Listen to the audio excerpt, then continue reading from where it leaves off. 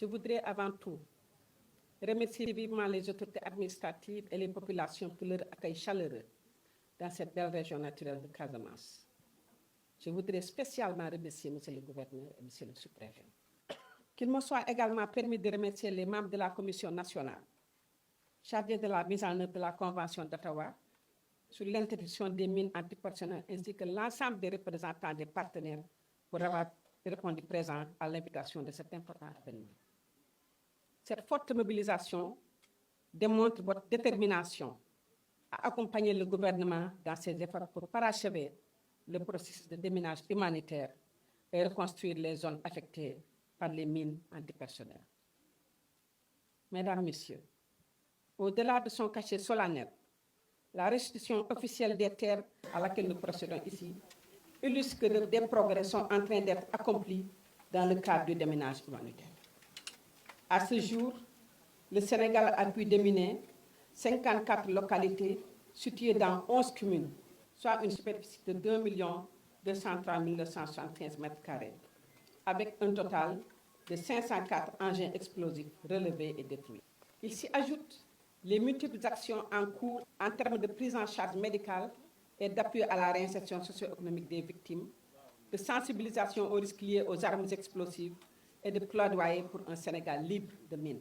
Ces acquis confortent l'espoir que nous partageons tous de voir des dizaines d'autres localités contaminées par les mines, débarrassées de ces engins inhumains dont la présence sur le sol entrave toute activité de développement. Mesdames, Messieurs, il reste cependant beaucoup d'efforts à consentir. Pour preuve, selon les dernières estimations, l'état de la contamination globale identifiée est de l'ordre de 1 281 990 379 m², soit 75 zones dangereuses dans 36 localités.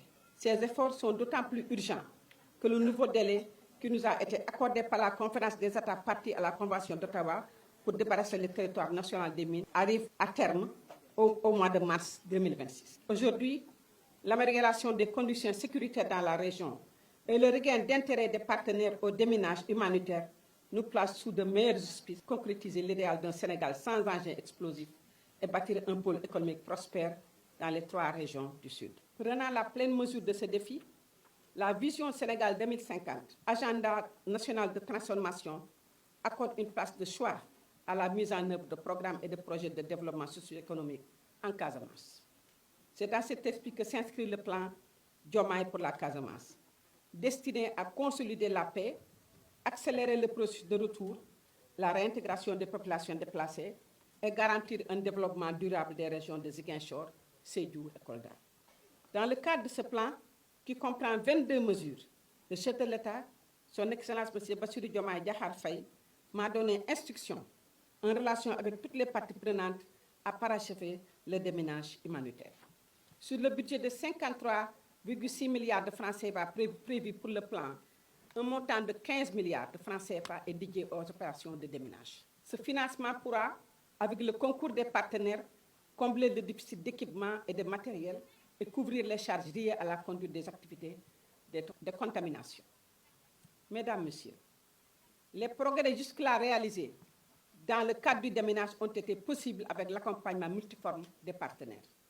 Je veux citer le Programme des Nations Unies pour le développement et à travers ce dernier l'ensemble des entités du système des Nations Unies, l'Union européenne, les États-Unis, l'Inde, le Japon, la Norvège, les Pays-Bas, l'Allemagne, l'Italie, la Suisse, la France, le Canada, la Suède, l'Espagne, la Corée du Sud et la Belgique. Handicap international, le Comité international de la Croix-Rouge, l'initiative solidaire pour les actions de développement, Association sénégalaise des victimes des mines, de même que toutes les organisations non gouvernementales concernées aussi sont à féliciter et à reconnaître. À tous ces partenaires, nous renouvelons notre gratitude ainsi que notre pleine disposition à poursuivre la coopération déjà exemplaire qui nous lie. Dans le même sillage, nous restons ouverts à tout autre partenaire souhaitant nous accompagner dans notre politique de déminage humanitaire. Le gouvernement sénégalais ne restera pas en marge de cet effort de financement du déminage. Il s'engage à apporter l'appui financier, matériel et humain nécessaire pour combler les déficits en ressources afin que les objectifs soient atteints à temps. Je rends aussi un hommage mérité aux représentants de l'administration déconcentrée, aux collectivités territoriales, aux communautés locales, aux associations de femmes et de jeunes, sans oublier les responsables religieux et coutumiers pour leur engagement au quotidien fort appréciable. Je voudrais vous raffirmer que l'État du Sénégal reste disposé en tout temps à assurer le portage politique et institutionnel nécessaire pour que toute l'impulsion requise pour le bon déroulement des opérations de déménage soit réalisée. C'est pourquoi j'appelle l'ensemble des acteurs impliqués, publics comme privés, nationaux comme internationaux, à rester mobilisés en faveur de l'idéal d'un Sénégal exempt de mines antipersonnelles, conformément aux engagements internationaux, mais aussi et surtout pour le bien-être de nos populations. Je vous remercie.